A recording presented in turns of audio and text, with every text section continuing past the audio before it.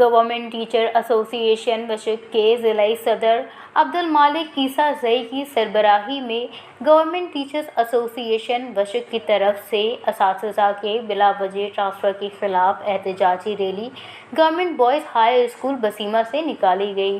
احتجاجی مظاہرے میں شریک اساتذہ نے ہاتھ میں پلے کارڈز اٹھا رکھے تھے جن پر ڈسٹرکٹ ایجوکیشن آفیسر کے خلاف نعرے درج تھے۔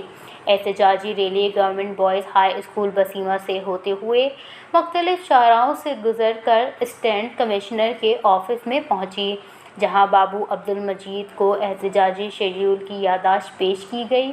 اسسٹنٹ کمشنر کے دفتر سے ہوتے ہوئے ڈپٹی ڈسٹرکٹ ایجوکیشن آفیسر کے دفتر میں assistant district education officer Abdul Hai Baloch کو احتجاجی شیڈول کی یادداشت پیش کی گئی۔ احتجاجی مظاہرے میں کثیر تعداد میں اساتذہ شریک تھے۔ انہوں نے کہا کہ جلد از ڈسٹرکٹ ایجوکیشن آفیسر کو معطل کر کے اساتذہ کے ساتھ انصاف کیا جائے۔ وش نیوز، بسیمہ۔